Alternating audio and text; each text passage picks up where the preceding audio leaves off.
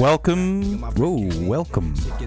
to Messin with Mormons. I'm CD. As usual, I am not CJ, and I am joined by my friends. Ches, what episode is this?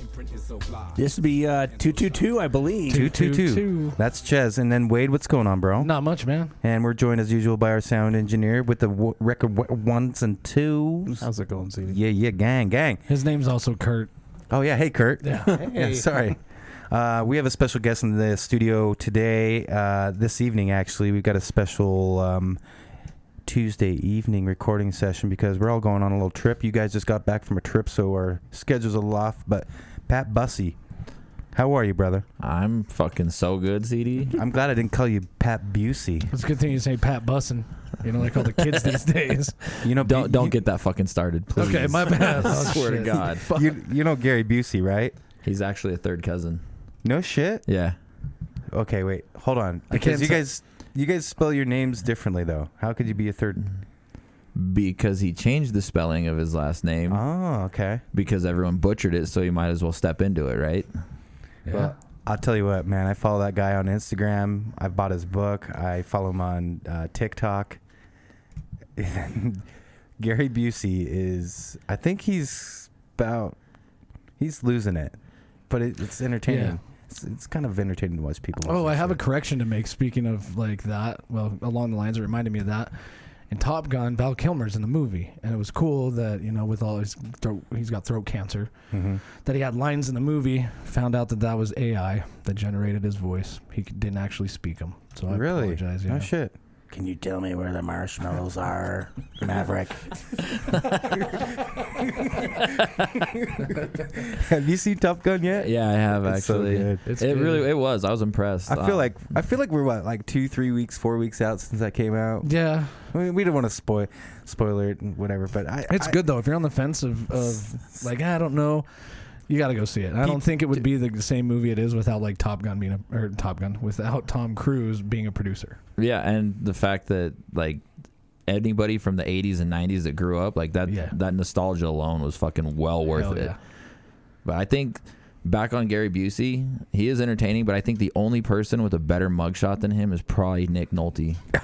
Okay, I do want to step in here real quick on your thing with the dubbing in of Val Kilmer's voice. Okay. It was dubbed in with his own voice, though. Yeah, because the AI algorithm learned based off of his voice. Yeah, dude, is what I read. I mean, I don't know. It could have been on stevesnews.com, which don't actually go there because that's a real website for some reason now. I was listening to a podcast the other day, and they said that you can basically, God, who was it that we're talking about? You can record someone's voice, and posthumously, you can have your great-great-grandpa, talk to you like, hey, Wade. Mm-hmm. Didn't Kanye do that for Kim or something on one of the things? Yeah.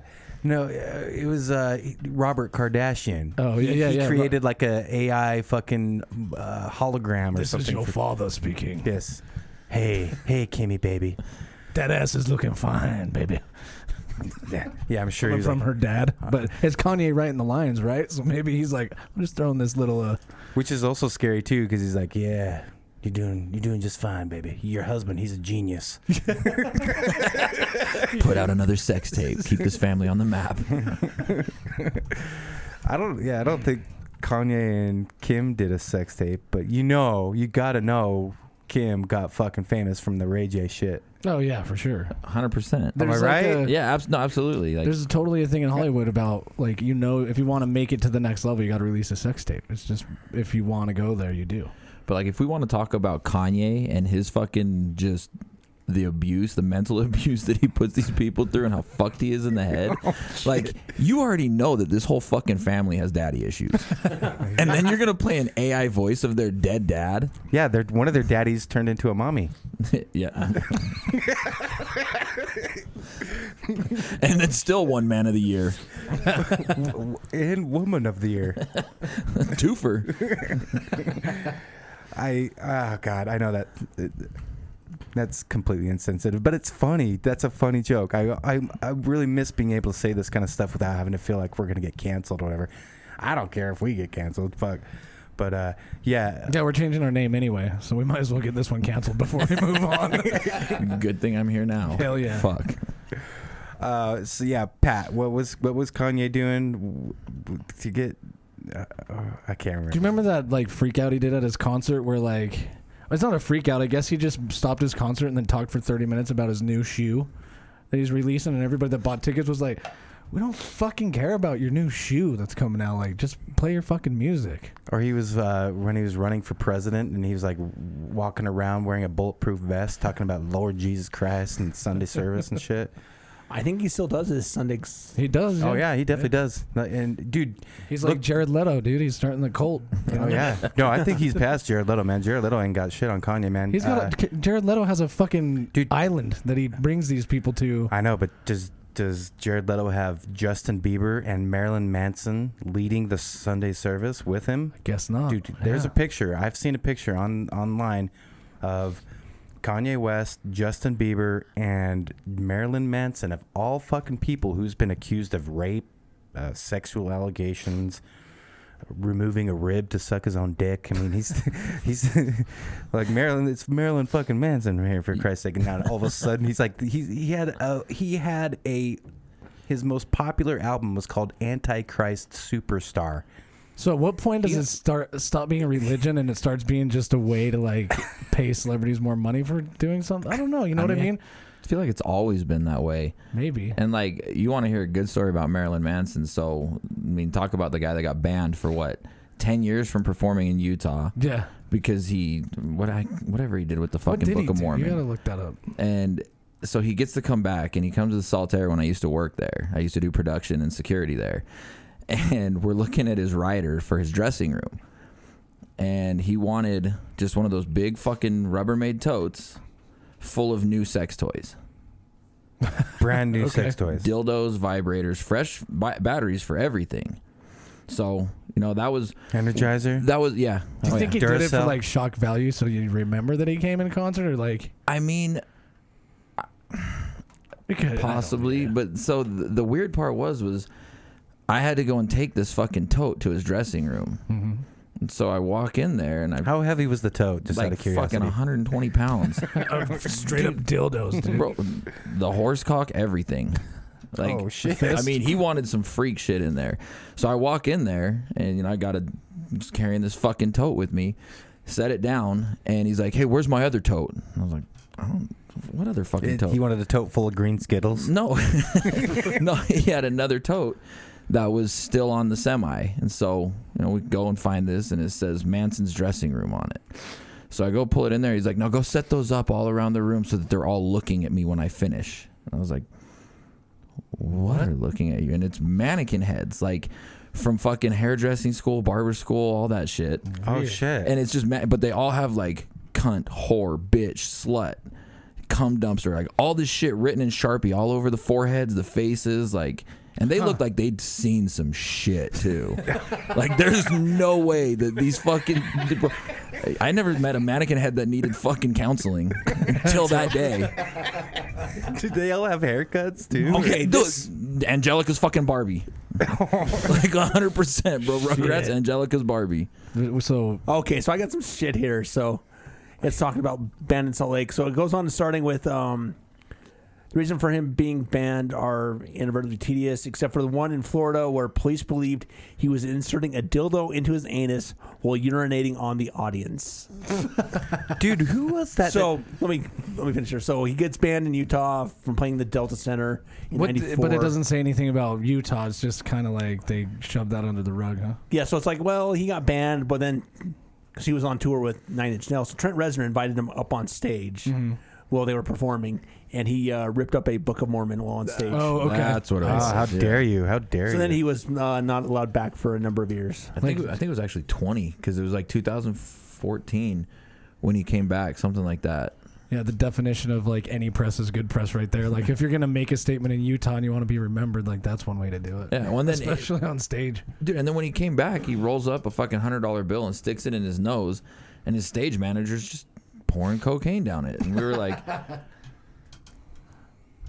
okay, that's one way to do cocaine on stage. all the cops at the concert are like, motherfucker. Literally, there was one of them that was an undercover that would stand around and he'd hang out and check in with security, and he was like, I really don't want to have to deal with the paperwork after this concert. Yeah. I'm leaving early. Oh man, yeah, that's crazy. That reminds me, and I'm at a loss of words. Maybe Ches, you can help, or maybe you guys know. But isn't there's been a few over the years. There's been a few shock value type musical artists like that. They go on stage and they'll take a shit, or there's like the fat Elvis that like drinks his own pee.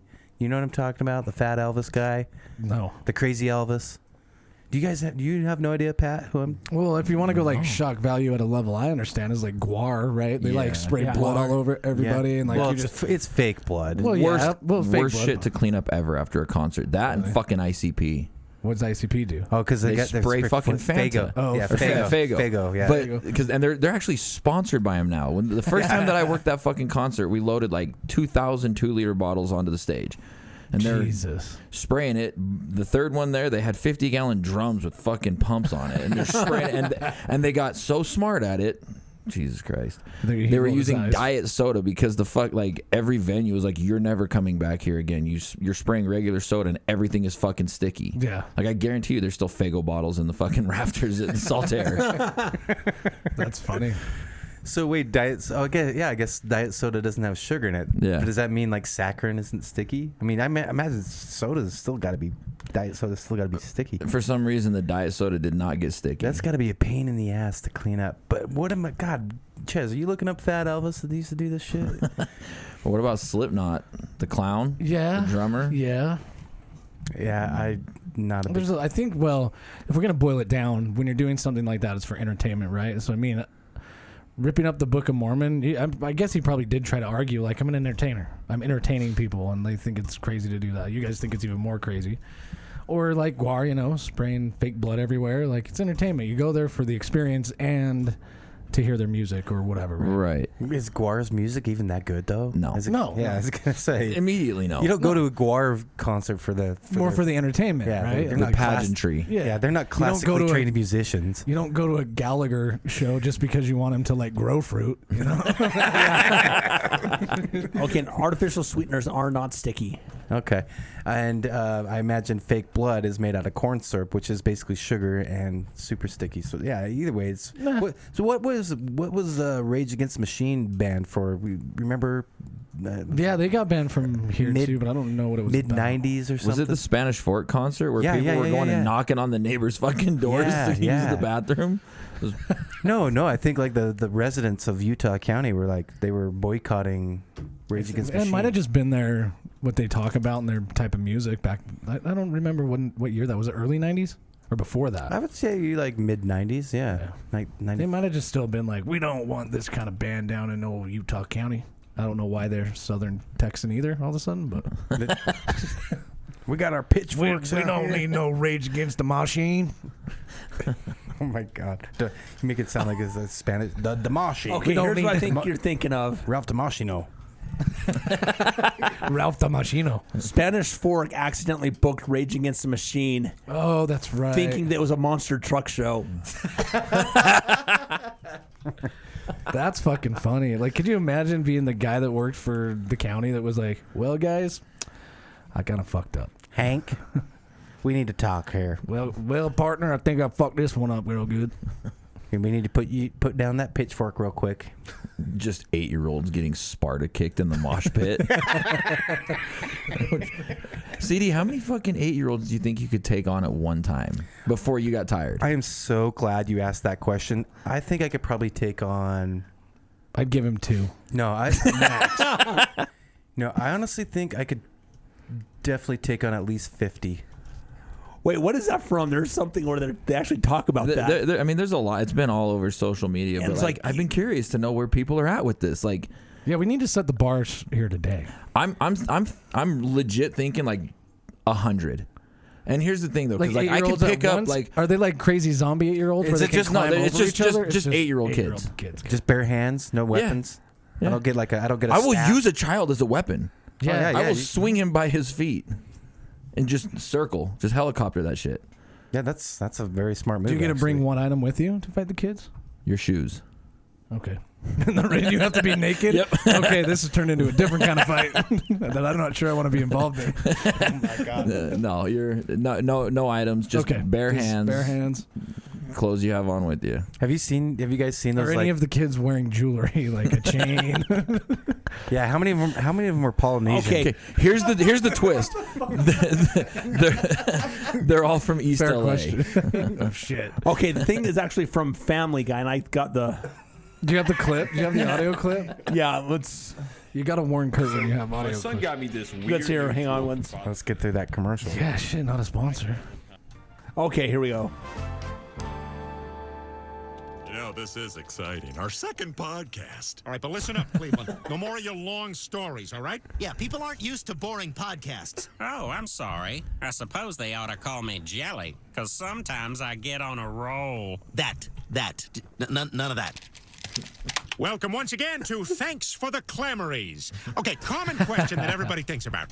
How many fourth graders do you think you could take at once? What? I mean, obviously, if you had to fight against 1 million fourth graders, you'd lose. So, like, what's the real number? Like, what's the legitimate number of fourth graders that you could successfully take on? Let's say 100. That sounds reasonable. Oh, no way, 100 and you're dead. Why are we fighting now? Because you're idiots. Did they say something about my mother? What?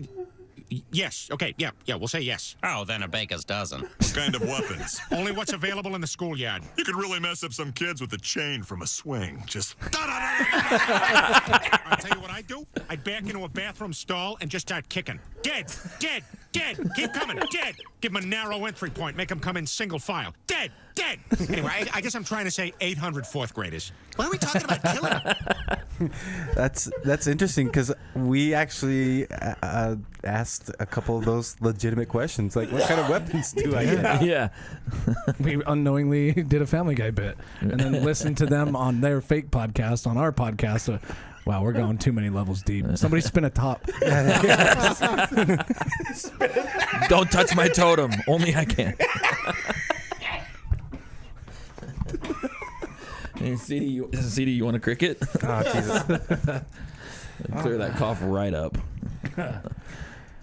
I feel like I need to.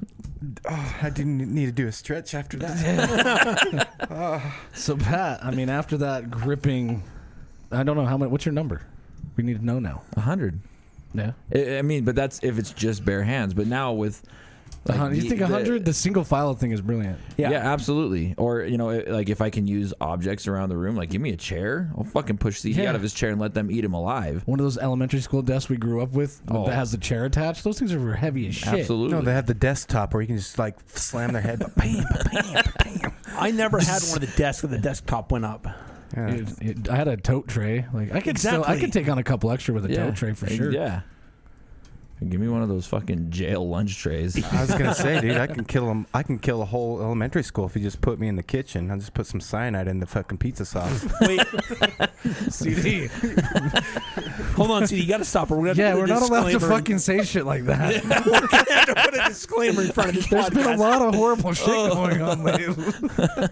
I think you'd have better luck with the fucking police department. Shit. No, you're right. We For do all have, of you police people listening to this, that was a joke. we have to be careful making those Trigger warning. You're telling us what's this we shit? We were all careful. And then You were the CD. one that went off the rails.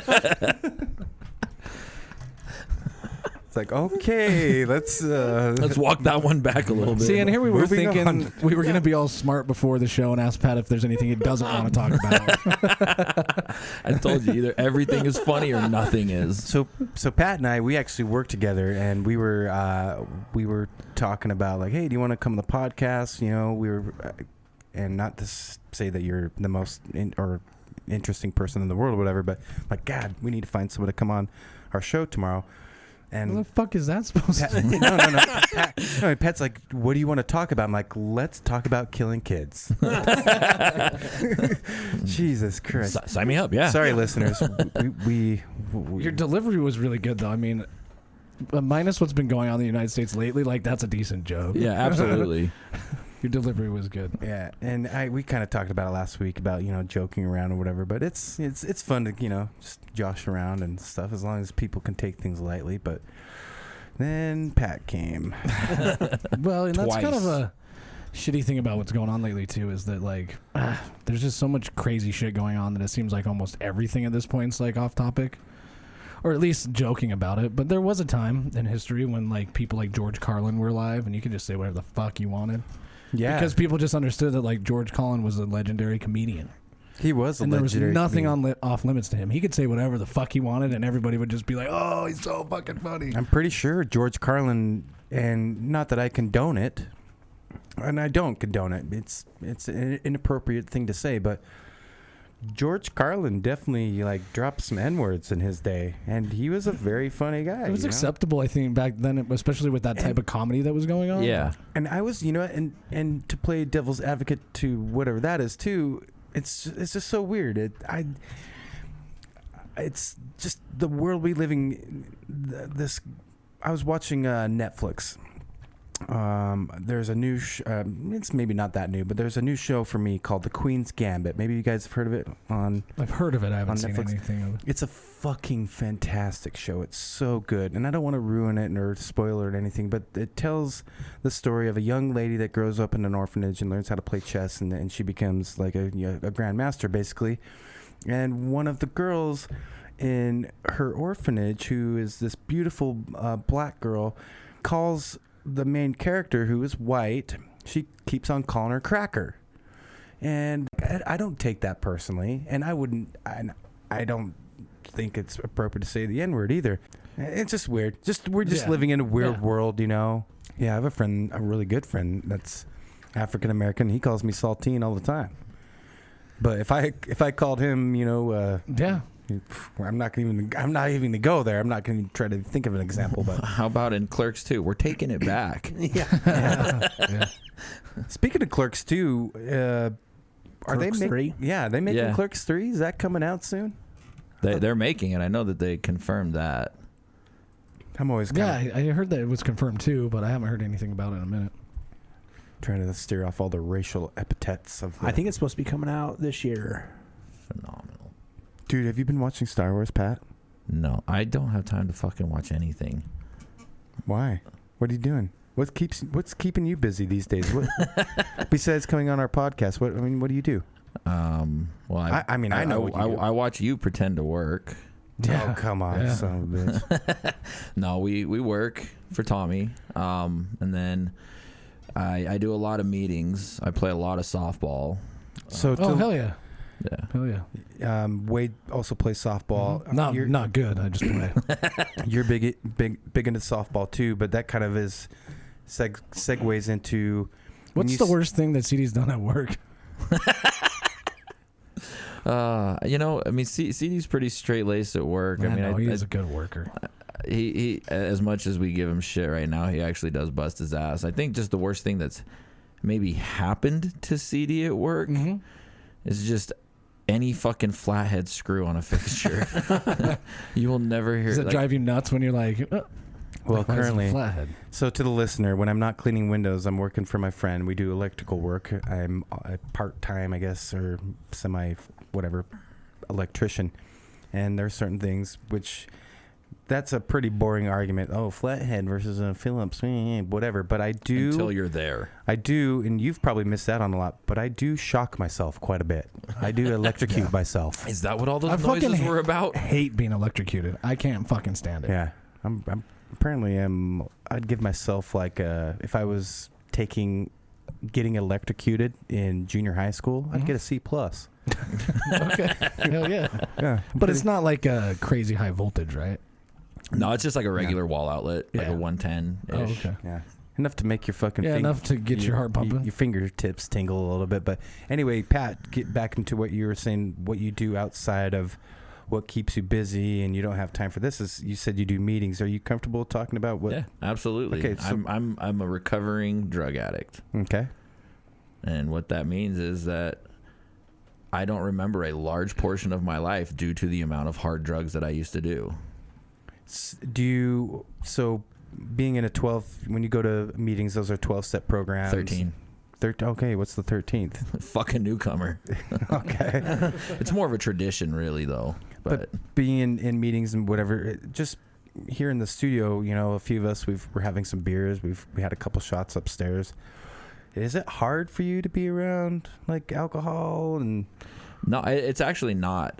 So the thing about being in recovery and being in different stages of it is that some people being around it, they would be triggered. Mm-hmm. Like for me, I haven't, as we were talking earlier before we started, I haven't had a drink of alcohol in over 11 years. Yeah. Good for you. And, that's not to say that I didn't enjoy drinking or that, it wouldn't affect me if I were to have a drink now. It's just that, I am, by the definition that Dr. Silkworth gave, an alcoholic. In that any Can you mind explain who that is? He coined the term alcoholism, and he wrote it in a letter. It's called The Doctor's Opinion. It's at the very beginning of the big book of Alcoholics Anonymous. And so what it is, though, is that the definition of an alcoholic is anyone who uses any mind-altering substance. I mean, specifically alcohol.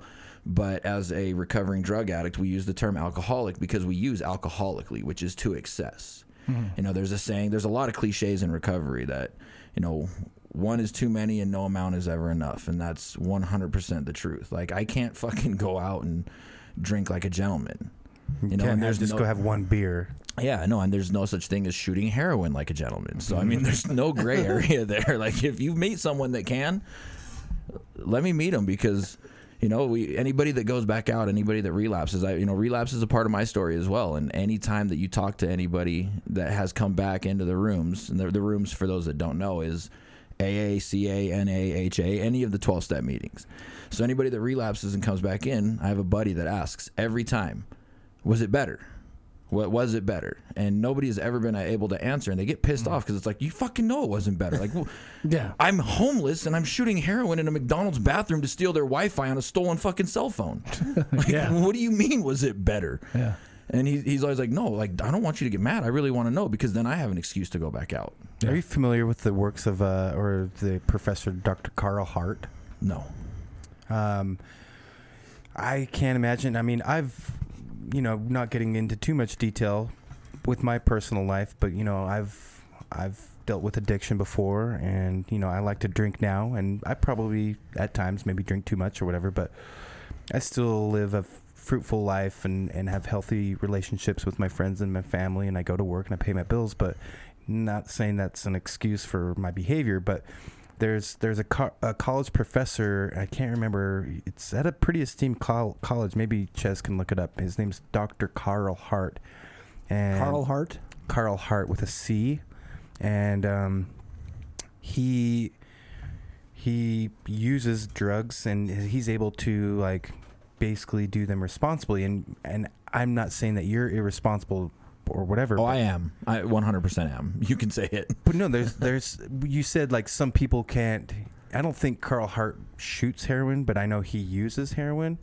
I'm not trying to. He's loyal to the foil.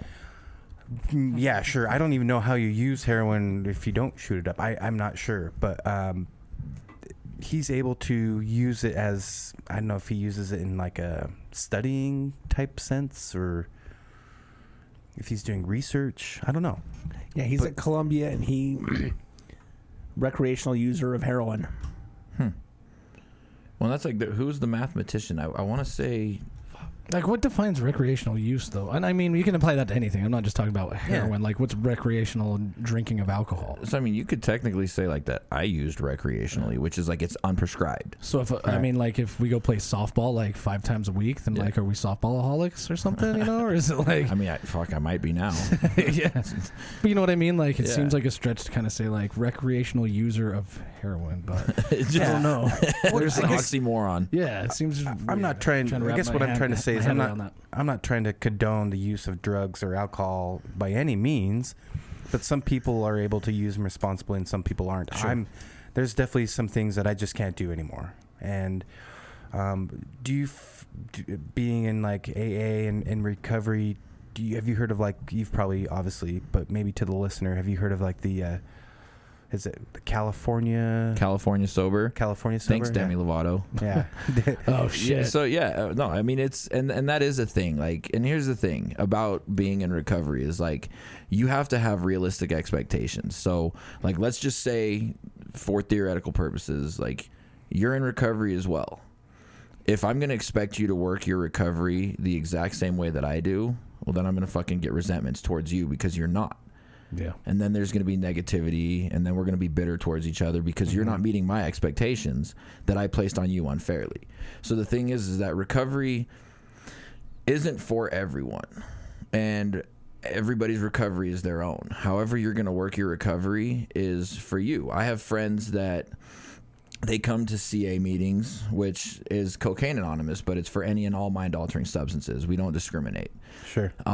But so one of my really good friends, she has been completely sober from heroin for like 7 years, but she'll go out every now and then and she'll have a beer, or she'll drink a little bit, and that's her recovery. Now she doesn't go and collect chips. She doesn't celebrate her 1 year birthday or any of those birthdays, anything like that. She doesn't work she has worked the steps, but she doesn't work the 12 steps anymore. She doesn't have a sponsor. She doesn't sponsor anybody, but she still comes to meetings. She'll share her experience. She'll share, what her perspective is on things, but she doesn't really follow by the guidelines of, strict adherence to those principles. So, I mean, and that's the thing is like we can't expect people to work their recovery the exact same way as us. Yeah, I think it's important that what you mentioned earlier is that everybody's recovery is kind of in their own way, right? Exactly. There's no cookie cutter like, do this and you're better. Yeah. You're all going to have your own demons to fight. You're going to have your own triggers to deal with, and you're just going to have to figure out how to navigate those issues yourself. Yeah, and nobody can do that for you. Yeah, and that being said, there's a shitload of people in recovery that smoke weed because it's the only thing that can keep them sober from heroin or drinking meth coffee or working crack. out.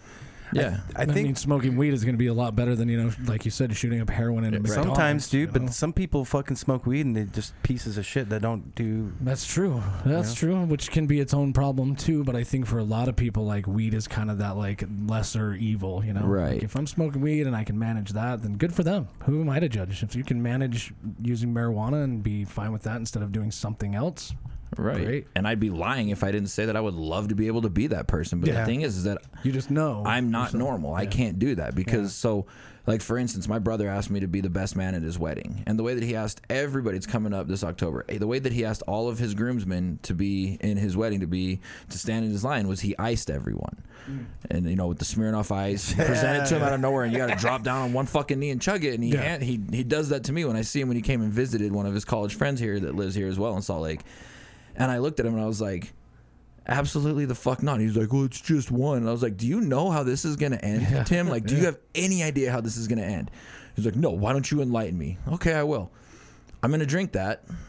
And then I'm going to make an excuse and tell you that I need to go pick up more razor blades because I'm doing haircuts for them because I also am a barber. Yeah. So I'm going to go pick up razor blades because I forgot I'm out of them. So I got to run to Sally's to get razor blades for your lineup, for your shave. But what I'm really going to do is I'm going to go pick up heroin. And then I'm going to camp in your friend's bathroom for the next 4 days, 5, whatever it looks like, and they're not going to be able to use their bathroom. The toilet's going to have a brick in it that's melting through the fucking porcelain, and you're not going to get me out of there without fucking police. Yeah. And that's the thing, and he doesn't understand that, is that, like, I can't use anything normally.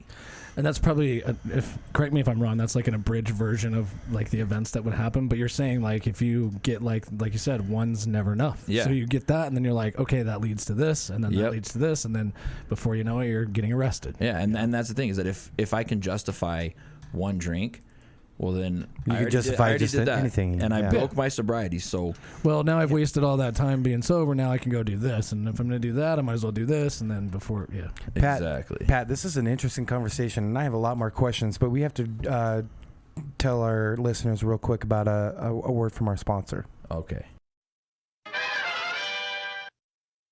Hey, what's up? You guys want to drink some salt flats, don't you? Where do you get salt flats?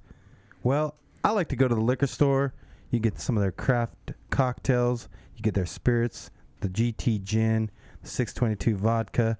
But Ches, what have we been fucking with lately, bro? We've been going down to the brewery at 2020 West Industrial Circle, and they having the Thursday Firkin. And what are they having this week? the raspberry ginger Baja, which fucking makes my mouth water. Yes, Sounds it does. so good. And it sounds like a great summertime beer, too. Now, obviously, if you guys are a listener of this podcast and you've been a friend of Salt Flats as well, you know that the Baja is probably one of their most popular and at least our favorite beers. But you throw a little raspberry ginger in there, like, ooh, gang. I'm excited to try that out. You guys can check that out at the brewery at 2020 West Industrial Circle, but you don't have to go there. You go to the liquor store, go to the store, go to the gas station, check them out. Salt Flats has been supporting this podcast and supporting this community for a very long time, and we hope you guys support them as well. They keep this podcast swervy. Pat, I know you don't drink. You're sober, McGover. You're triggering Pat. Yeah. we hope you're not. He's on his phone right now playing Candy Crush right now, but no, seriously, we want you guys. Mario Kart. Yeah, we want you guys to check them out. They've been very important in helping us grow and meet some incredible people and bring on some new friends to the podcast. We've met some great people like David from the Taste Masters podcast, and the list goes on. So. Anyway, Salt Flats, thank you very much for giving us some free T-shirts too. We love that too. But the longer we let him go, the more he shoehorns free shit in. I should start wearing some of these free fucking Beer Ranch shirts to AA meetings. Yeah, hey, if Salt Flats, you guys can make it happen, CD would really like some Firkin Thursday socks, limited edition. No, but seriously, like. They have award-winning beer and award-winning craft cocktails and award-winning spirits. So we want to encourage you guys to try them as much as possible. So thanks, Salt Flats, for supporting the podcast. What's up? Pat, we're back. There's something I wanted to ask you. So we've been talking about a lot of things, obviously. I don't want to kill children in elementary schools. Holy shit, let's make that clear. We made just that outside clear, of them. I know, but but no, we kind of it wasn't allowed within. No, but we kind of dipped into sobriety a little bit and just recovery and all that stuff. And I wanted to ask you a question because I thought this was very interesting. I've brought this up to people in the sober community before. What do you call us? Sober McGobers. Okay. To be clear. Yeah. But I know a lot of people in the sober community and people that are involved in 12-step programs. I've been involved in 12-step programs before with gambling.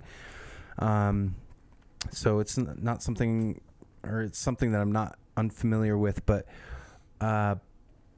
we were talking about there's people that might use cannabis or the California, but wasn't the founder of AA, wasn't he an advocate of LSD and using LSD or using LSD as a therapeutic? I can neither confirm nor deny that, but I wouldn't be surprised. So in the big book itself, though, like when you read the doctor's opinion and Bill's story, because Bill Wilson is one of the two founders of AA, they talk about maybe you'll take morphine or a sedative, a light sedative to help you with your delirium tremors or any of the things that you're detoxing from alcohol, any of the things that you experience. So they were advocates of these substances that would alleviate the pain of being dry off of alcohol, because detoxing off of alcohol and off of benzodiazepines are the two types of withdrawals that can actually kill you. Yeah. So, and there's a lot of people, they talk, and that book, let's see, AA turned 87 years old last Saturday. Oh, happy birthday. Yeah. Happy birthday, AA. So, for that book to be 80, it's old as shit. Yeah. And yet it's still relevant to this day. Are you familiar with these alternative therapies that are coming in through like smart recovery, medication assisted therapy? No, I'm talking specifically there's ketamine therapy, and you hear people about microdosing. It's you ever heard of a place called doTERRA? Really yeah. So as far as that's concerned, yeah, absolutely. And again, that really comes back to working your recovery and how it works for you.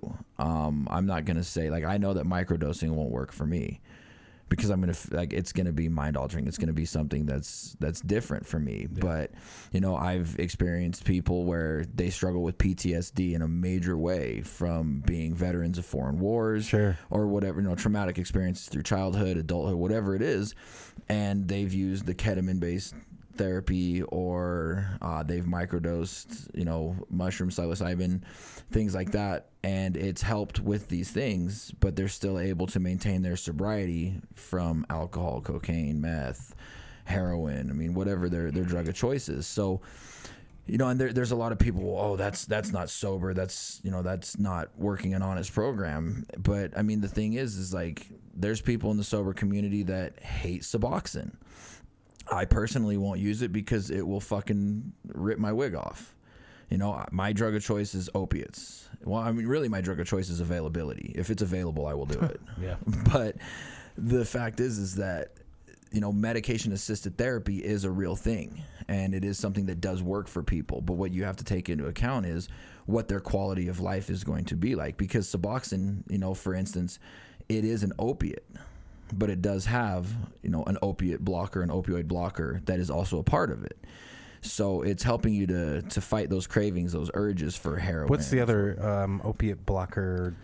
Opiate therapy. There's Narcan. Like that's if you've overdosed Narcan, Narcan. But there's one I'm specifically thinking of. Subutex? No. It's Vivitrol. I can't think of the name either. Are you talking about the shot? No, what you're talking like an about old school one that people that get hooked on pills, they give them a certain methadone. Thank you. Oh God. Okay.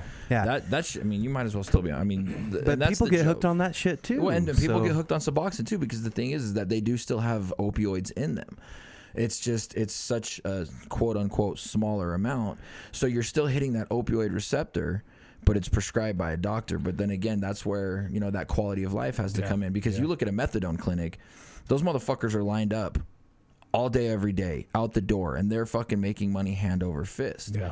So for me, I won't do a medication-assisted treatment because I'm not going to trade one substance for another, because that's essentially what you're doing.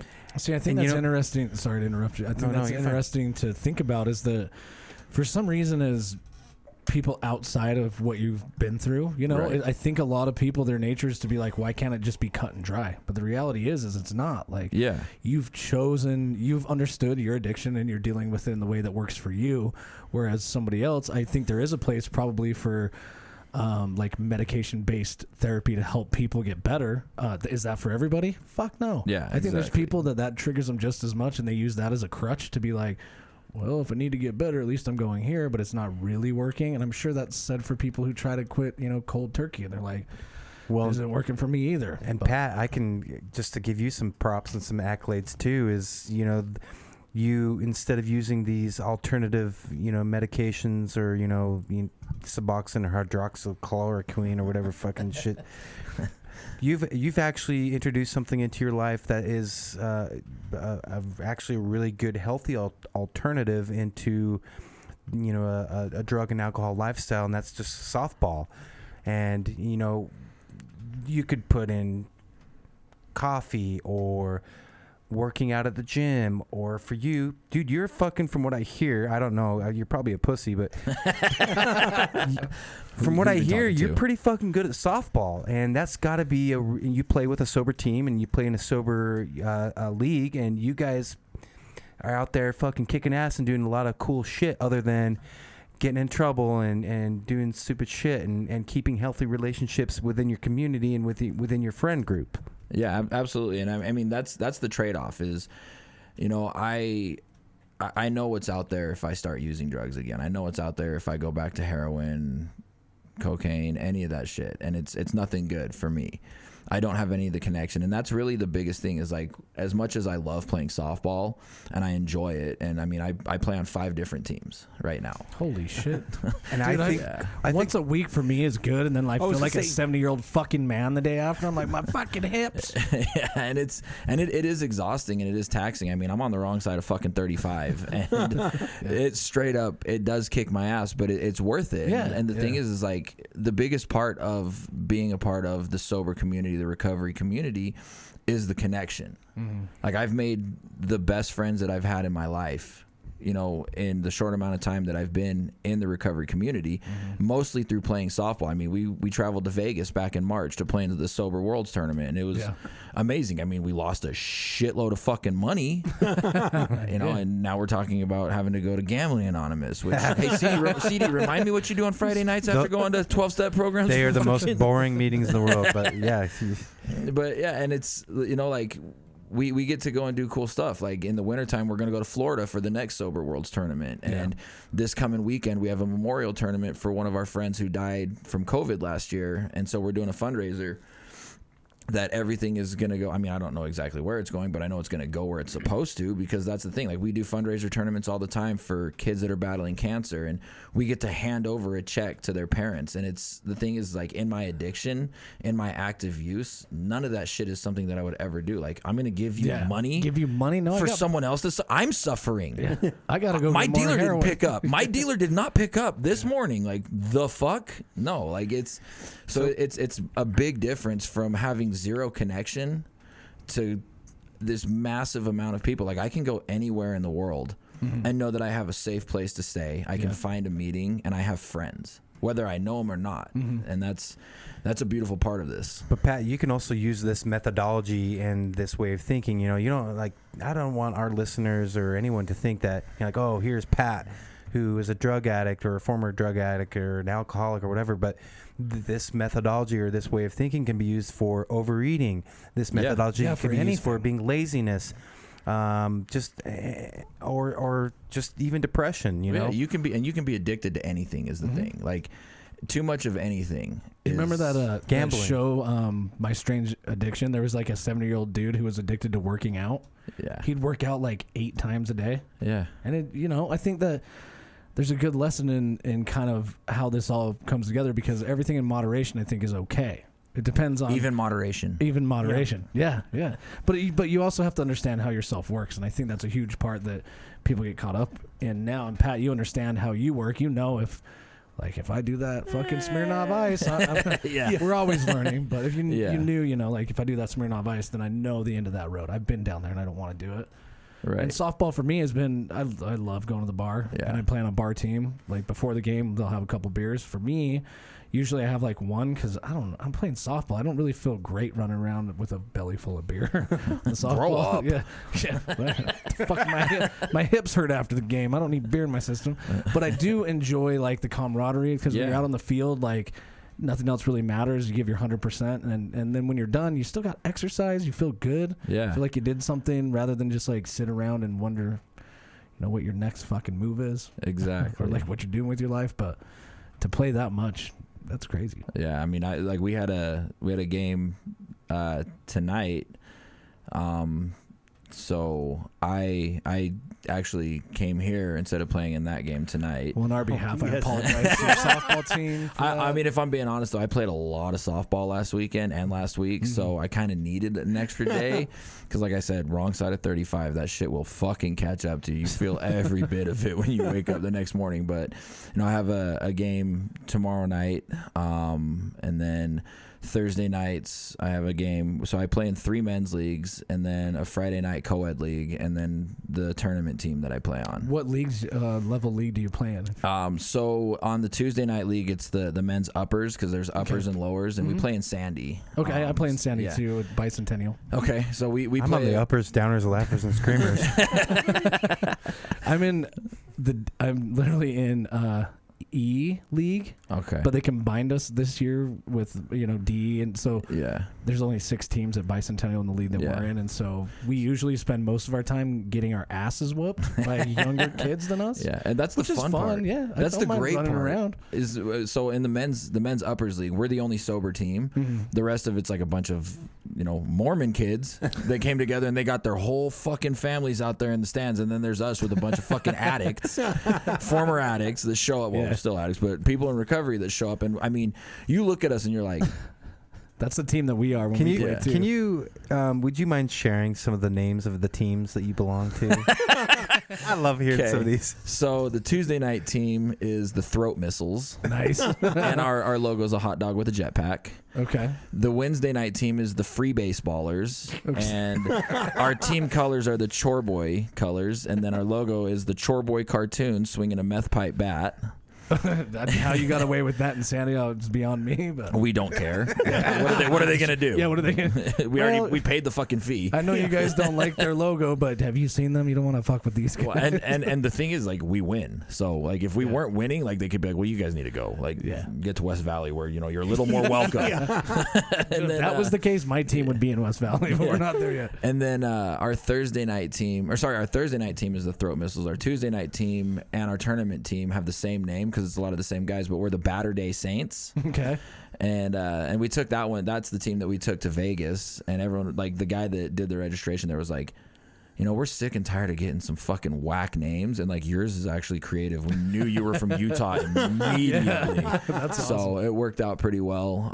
And then Friday night team is the Survivors. Okay. And that's, I didn't pick that name. I just was recruited to that team, but all survivors of addiction and overdose and that life. So it's a lot of fun. And the president of the league, of the Sandy League, the Sober League, absolutely fucking hates me. Absolutely hates me because I've been trying for the last 3 years to get them to institute for each division, because there's 5 divisions for the Sober League. There's that many teams that I want them to do the biggest troll for each division, because I feel I would hands down win that award. Well, just based on your looks, year. you'd be first place every fucking year. Well, so he hates me to the point where he banned one of our players last year from playing on a team, but wouldn't give us a reason why. So I made a jersey that just said "fuck you too," like "fuck you" and then the number 2. And he almost banned me for wearing that. So now my nickname on my jersey is Fuckboy, but it's spelled FCK. So it doesn't actually have a cuss word on it, but everyone knows what the fuck it says. Yeah. And everybody, like, I get more compliments on that nickname than I do on my gameplay. So you're technically within the rules. Nobody can complain about it. There's not a swear word on your jersey. Exactly. Yeah. And he hates it. He absolutely despises me because we've had to have multiple hearings with this guy over people being banned and eligibility and all sorts of fucking red tape bullshit. And they always ask me to go, and make our case for our team. And he can never beat me in these hearings. And he can't beat me on the field either. So he just double hates me. Like, we knocked them out of the tournament last Friday, and he after the games, because it's a sober league, we'll circle up and we'll say the Serenity Prayer, part of the fellowship. And he tried walking off, and everyone was like, "Matt Nish, that's not a good fucking look for you, bud. Like, you should probably come over here if you're the president of the league and be a part of this." Yeah. So I think that's a huge thing with softball, is the camaraderie, which I think a lot of that goes on within like AA meetings themselves, and just like building a community where, like you said, you have friends everywhere. Exactly. That's a huge thing. And it doesn't matter. I mean, I'm sure there's a bunch of people in AA that love to go golfing or do other shit that's more productive. Just to keep your mind off of, mistakes that you made or trigger things in the past. Oh, yeah. And I mean, in the wintertime, we do sober volleyball. There's a sober bowling league. We're working on getting a sober flag football league started. I would personally, because I grew up playing hockey, I would love to do a sober hockey league. But, I mean, most of those people are already missing their teeth from meth use. So, like, you can't knock them out then. Exactly. Like, I don't see what the problem is. But it's, and there's a lot that goes into that type of thing, because the interest, like, there's very few people that want to play fucking hockey. Sure. But the flag football, I mean, it's, we did a fantasy football league this year with all guys that are in recovery with me, and it was honestly one of the best leagues I've ever done, because there was a running joke because 2 of us went back out and relapsed over the winter. I'll raise my hand for that one. Everybody makes mistakes. Yeah, but like, we made a joke after the season, after one of the guys won. We were like, "Look, this is a great season, but only 2 of us went out after we knew we weren't going to make the fucking playoffs, and I really think we can hurt some feelings this year." And it's like I said, either everything is funny or nothing is funny. And if we can't laugh and joke about our addiction and what our active addiction looked like and in recovery, like, then what the fuck are we doing? Do you think that brought up a question that I wanted to ask you? Do you think that living in Salt Lake or just in Utah, we have wintertime, which for me, sometimes winter is like, God damn, like, what am I going to do? I could go up snowboarding or whatever, but usually it's cold, and a lot of times you get stuck in your house. Is it harder to maintain your being sober during the winter than it is during the summer when you can go out and do shit? Or is that not necessarily a fact? I mean, I guess I can't really answer that question as of last winter, being that I did relapse last winter. Right. But before that, it wasn't. Okay.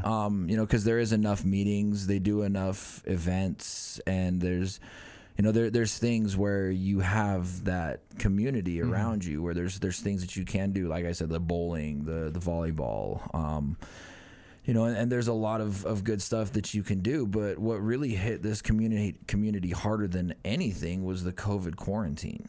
Okay. Because that hit everybody too, not just the just in that that fucking kind of that isolated time period where everyone was quarantined and we couldn't have in-person meetings. Everything was over Zoom. Like, I mean, fucking even like, all the people that were in court, AP&P, drug court, all that shit, you weren't even going in and meeting with your parole officer, probation officer, fucking. Or just even being locked up with your loved ones for, 2 weeks straight. And a lot of people went back out, and a lot of people went back and relapsed. And it was a really tough time because you saw when they finally started having in-person meetings again, you go and then you start seeing all these people that had 5, 6, 10 years, whatever the case was, however many years or however much sober time they had built up, picking up a newcomer chip. And it was like, fuck, like, because you're isolated, you're closed off from this community of support that you have, and people that they tell you take the suggestions or just take the cotton out of your ears and put it in your mouth and shut the fuck up, because like my ideas suck. Like, look where they fucking got me. I've been to jail. I mean, anytime I go to jail, it's bare minimum 6 fucking months. Yeah. Bare minimum. And I got my fucking cot already set up. I know exactly where I'm going. I'll have my fucking bag of coffee from the homies that are still there from the last time I was there, waiting for me until I get my commissary order. So, and it's just kind of funny because you get to that point where you know what you're going to get if you go back out. Yeah. But like I did, that was the weird part, was like I waited until COVID was over to go back out because I wanted to have that support network. I wanted to have that community back around me. I mean, and that's not really, I can't say that's why I didn't, because I mean, the biggest part of being an addict and living in recovery is that you have to understand, like, it's not like there is no cure. Yeah. I'm not just recovered. I'm recovered from a hopeless state of mind and body. You're recovering. Yeah. You're still exactly. recovering. Yeah. Exactly. And so, like, I could go back out at any time. Any one of us in that community can. But you have that support structure to help you stray away from that. And it's recovery isn't for those that want it. Right. And it isn't even for those that need it. It's for those that are willing to work for it. So I got to ask the hard question then, Yeah. which I know that a lot of listeners are probably thinking about. Like, if you had advice for somebody who might be struggling with some kind of an addiction, not necessarily drugs, anything, what kind of advice would you give them, or what would you want to say to them to maybe help them along their path? So for me, it was take the suggestions, because like I said, my ideas suck. I know exactly where they get me, so I had to listen to the people that came before me that had put together sober time. Was it hard to do that sometimes? Absolutely, because I didn't do that for a long time. And this last time around, I had gotten to a point where you get what's called a gift of desperation, where you are at an absolute bottom. You don't know where you're going to go, how you're going to eat, if you have a fucking place to sleep, you don't have money coming in. And so the first step in AA is admitted that we were powerless over drugs and alcohol. And that's the thing, is that I can always admit that I'm powerless over drugs and alcohol. That's easy for me. I could never you can't have power over that if you're like me.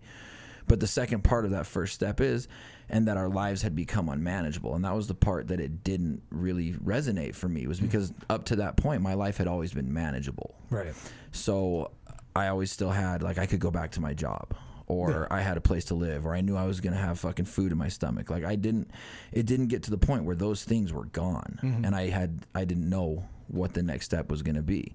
So when you get that gift of desperation, then you really get to get honest with yourself. And we talk about rigorous authenticity, and that's not just, I can lie to you guys about how much sober time I have. I can lie to anybody and everybody about what my sobriety looks like, but it's like being in the gym. I can lie about how much fucking I can bench press. Right. I can lie about how many reps I did. But the thing is I'm cheating myself, because myself and a higher power of my understanding, my God, that's what they talk about. We know the truth. So you have to be able to be rigorously authentic. You have to be willing to surrender the outcome and surrender your life, and then do the uncomfortable work. And those are the things that help the most. And I think the reality is that there shouldn't be you shouldn't feel bad about asking for help. Yeah. If you're in trouble and maybe you can justify it. I'm sure, like, we're the lead actor in our own movie, right? So we always think that we're the shit. That's actually in the book. Is it really? Yeah. We always think we're the shit. So we always can come up with excuses for our own behavior. And we want right? to arrange everything to our liking and have everything just so. And that's us living in our will. But if you need help, then just reach out and do it. Like, it's okay to need help. Like, working in the service industry as like a server, all the time. When I worked at Olive Garden, of all fucking places, it was really hard for me to be a new guy and ask for help, because I'm like, I want to prove myself. Right. But then once you get in there for a little while, you're like, okay, the reason you ask for help is because you really need it. Like, you're drowning. And it's not a sign of weakness. No, it's because there's more strength in vulnerability than there is in silent suffering. Yeah, I think that's a lot of people don't understand that. I think if you ask for help, the people who love you the most are going to respect you way more for asking for help than just dying silently. Right. And that's, and that is what I experienced over the winter. I mean, you show up to your house after being gone for a month, and they're like your roommates are, do you still fucking live here, or like what's going on, and then you show up again to grab another duffel bag of fucking clean clothes that you still had at your house, and you think you're gonna just slip in and slip out, because we tell ourselves these lies like, they'll understand. Yeah, or they're not gonna notice. Like, I'm good. In my head, my ego tells me that I can have both. I can have the roommates and the recovery, and I can also still use, and no one's gonna know the difference. But the thing is that they all know the difference, and I can show up, and then 12, 13 of my closest friends are sitting on the couch in the fucking living room to have an intervention. And you had convinced yourself that you were just going to sneak it in. Exactly. Yeah. I told myself on the way to a meeting when I was high as shit one time, like, I'll show up late. I can sneak in the back. No one will even notice I'm there. I didn't even make it to I didn't even get out of my truck. I didn't even make it to the front door, and they were ready. Yeah, I think admitting that you need help is the hardest part sometimes. Yeah. I can definitely appreciate your you're just very open about this, Pat. Like, it's got to take a lot of bravery, not only just to go through recovery and admitting just all the things. Not saying that you're wrong or you're a bad person or whatever, but I am. Well, I wasn't gonna say it. No, but that's tough, and I really appreciate your transparency with just talking on our podcast and being open about it, because that's, for me, it's like basically admitting to the whole world I have a tiny penis. We know.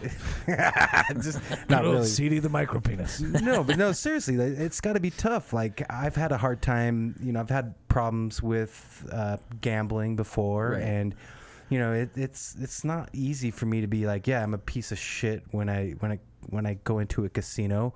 And I know there's times I drink too much or whatever, but basically what I'm trying to say is I really appreciate your honesty and your transparency. It's got to be, for me, it would be really difficult.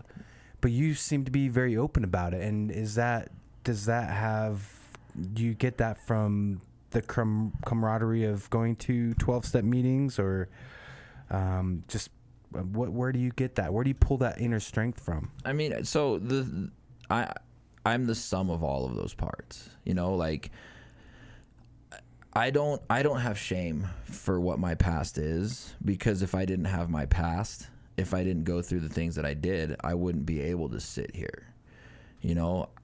The homelessness, the addiction, crippling addiction, the jail time, the criminal charges, the things that I've accrued over my life have put me in a position now where I get to be of service. And that's really the thing that helps to keep us sober more than anything, is that, the 12th step is that we carry this message to other alcoholics and addicts that are still suffering and practice these principles in all of our affairs. And that's what keeps me sober, is I'm not to the 12th step. I'm not going to lie and say that I've worked a full 12 steps. And that's a big part of why I struggled, in the first 3.5 years of my sobriety. I did stay sober for 3 years, but I was, what they call a dry drunk. I was fucking miserable and I was spiritually dead. And then you start having a spiritual experience, and then you get to carry this message at whatever point you're at, and you get to be of service to these people, and you get to show them that there is a better life out there. So if I carried myself with shame and with guilt for what my addiction looked like and for what the things that I did and the wreckage that I caused in my life, I can't help the next person, or I can't offer my experience. Because the thing is that a lot of people come into these rooms and they have all this shame and they have all this guilt that they're carrying, and they're like, well, fucking nobody's done what I've done. Nobody can possibly relate to the things that I've done, or all this shit that I've caused in my life. And then you start hearing your words coming out of another person's mouth, and it's like that shame starts to go away. That guilt starts to go away, because it's like, well, that dude's fucking happy and he's joyous and he's free. And I want that. You're not alone. Exactly. Yeah. Do you find it hard to, obviously not, but can you at least, we're kind of getting close on time, but can you at least explain to our listeners, maybe and I can chime in a little bit too, but here you are hanging out on a podcast called Mess with Mormons. It's sponsored by a local brewery. We're here drinking. We've been having some cocktails or whatever, and you've just been hanging out just like one of the homies, man. Like it's not, like it doesn't even bother you. And I think there's a stigma where people think that if you're a sober person, you can't hang out with your friends if there's like wine or alcohol around. And if you're a drunk person like me, you can't be around sober people because you're gonna make them feel guilty. Is there some sort of like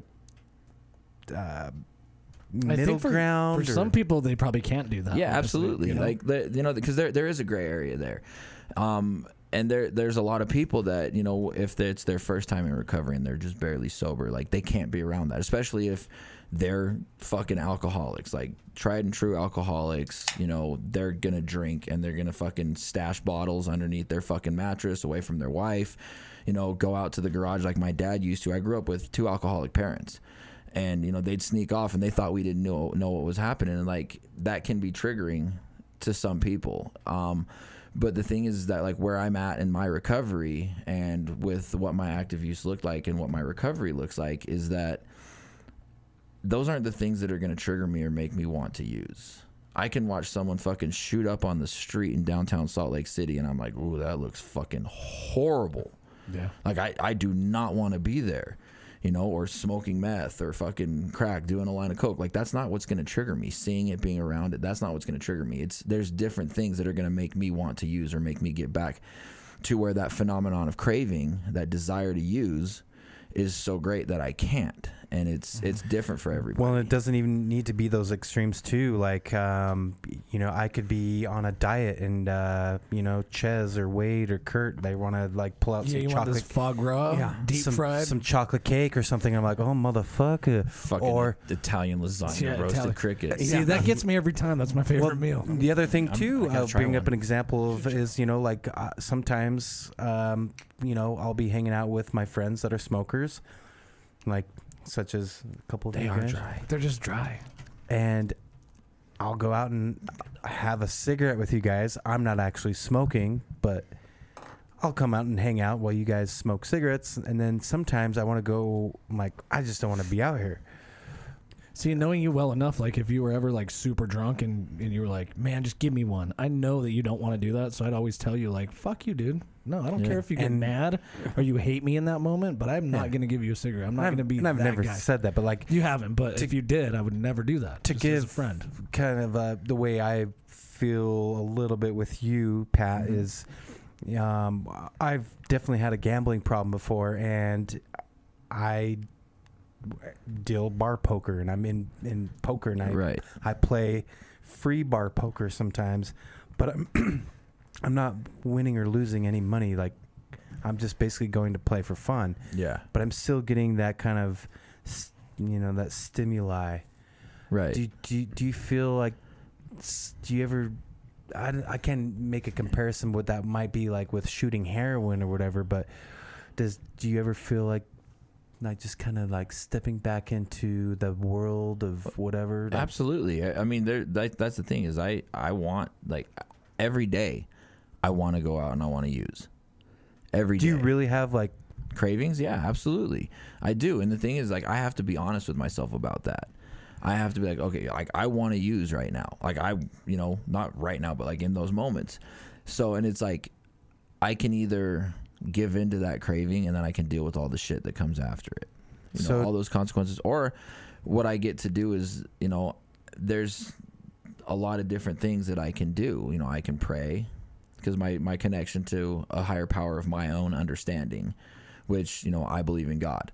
And that's what works for me. It doesn't have to work for everybody. It's a higher power of your understanding. That works for me. Or I can talk to my sponsor. Or I can talk to, my best friend he's coming up on 5 years of sobriety. Or one of my other best friends, and she's coming up on 6 years. Like, I have a lot of safeguards in place where I can talk to them and I can be honest with them. Like, I want to fucking go out and use heroin right now. Like, I want to. How can, to our listeners, because we have to wrap up pretty quick, but how can you apply that methodology to not just like, shooting heroin, but overeating, just being more active, exercising more, quitting smoking, not gambling as much, not gotta drinking build a as much. solid foundation. Yeah, and that didn't happen overnight for you at all. Absolutely not. Yeah. And it's the thing is it's still happening. Still building, yeah. And it comes down to those 3 principles that I said before. You have to be rigorously authentic with yourself and with everybody about whatever that is. So if you're struggling with overeating, or you can't stop fucking going and getting an 8 patty and 8 cheese fucking slice burger from In-N-Out every I'm fucking hungry day, now, motherfucker. Like, if you can't stop doing that, then you have to be rigorously authentic about that. Like, I cannot stop fucking eating In-N-Out. Yeah, I admit cannot that stop. That you have to do something for yourself. Like Exactly. you shouldn't do that, and it sucks, right? Nobody wants to like be that self-aware to be like, damn, I probably shouldn't be doing this. Because it makes you feel like shit. But Yeah. you know what? Sometimes it's okay to feel like shit. Well, and then Sometimes that's the second part. You surrender the outcome because, like, the outcome of that. So, like, okay, I can't stop eating these fucking cheeseburgers. I can't stop overeating cheeseburger. That bird is fucking triggering spider on me, that dude. That bird's fucking triggering me right now for a cheeseburger. But no, so you surrender that outcome, and what that outcome is like, okay, well, I don't get to have cheeseburgers anymore. Like, I have to, the outcome is going to be like, I have to get a better diet. I have to be more proactive in my health. I've been authentic. I've been honest about that and about what it needs to look like. I'm surrendering what that outcome is. And then you have to do that uncomfortable work. And that's really where it has to come from. I think we can all appreciate that very much, man. It's so good to hear wise words from such a stupid man. Thank you so much for being on the show, man. I didn't seriously, know that it was gonna. I mean that in all the nicest of ways, man. I didn't know it was going to turn into like your rehab experience, but I think sometimes people need to be honest about that. Absolutely. And we'll have you back and we'll talk about installing thermostats or some fucking bullshit. No, but it actually is interesting to hear about that. Yeah. I mean, I hope people can take the words that you've said on this podcast and apply that to whatever it is, whether you're overeating, overworking, if you have relationship problems, just like take a deep look into yourself. And I want to make a joke so bad. Right? Do it. No, dude. you asked me not to bring it up on the show. Apparently. Yeah, I'm not gonna. Yeah, do no it. Mormons for harm in making this podcast. Shut up and end the show. End the show now. Cut the mics. Cut it. Don't give him a chance to say it. Damn it, you son of a bitch. I wonder if there's a meeting for that. Oh, fuck. There probably is. Go to hell, you son of a bitch.